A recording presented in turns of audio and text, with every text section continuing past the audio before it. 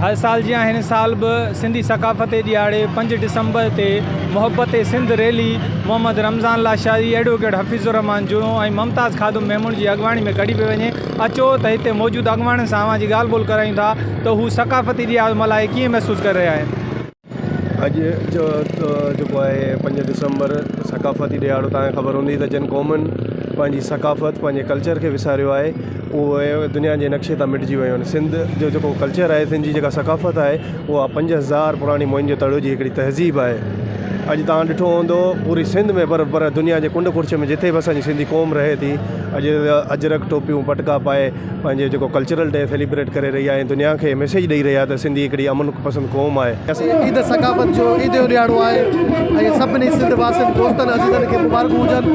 ऐं असां जेके बि हिन रैलीअ में सियासी समाजी सहाफ़ी ॿिया जेके बि आहिनि शरीक थिया आहिनि, मुंहिंजी ख़ासि करे मुंहिंजी मला बिरादरी उनखे मां लख मुबारक हुजां।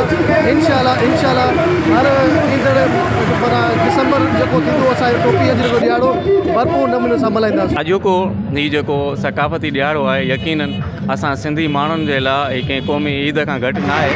असांखे इंतहा ख़ुशी थी रही आहे त पंहिंजे टोपी अजरक सां हीउ जेको पैगाम आहे असांजी नई नस्ल ॾे वञे पियो ऐं असां हिन सां गॾु पंहिंजी सिंधी क़ौम खे मुतहद थियण जे लाइ रिक्वेस्ट कंदासीं, अर्ज़ु कंदासीं त पंहिंजूं नफ़रतूं पंहिंजा क़बीलाई जहिड़ा उन्हनि खे ख़तमु करे पंहिंजे बचनि खे तइलीम ॾियारियो त जीअं ईंदड़ वक़्तु जेको सिंध जे लाइ उहो रोशन सुबुह वांगुरु थी सघे। असां 5 डिसंबर यकीनन ईद करे मल्हायूं था ऐं असां सिंधी क़ौम जी ईद आहे, पर हिकिड़ी ॿी ॻाल्हि आहे त सिंधी क़ौम मज़लूम आहे, उनजी ईद कहिड़ी हूंदी, तो असां उन सोग वारे हालत में बस ईद करे मल्हायूं था। इल्मु परायो सिंध सवारियो जे हवाले सां अॼु काज़ी अमन में सकाफ़त जे ॾियारे ते भरपूर रैली कढी इहो असां साबित कयो आहे त असां सिंधी माण्हू पंहिंजे तइलीम, पंहिंजी सकाफ़त, पंहिंजे ॿोली ऐं धरती सां वफ़ादार आहियूं।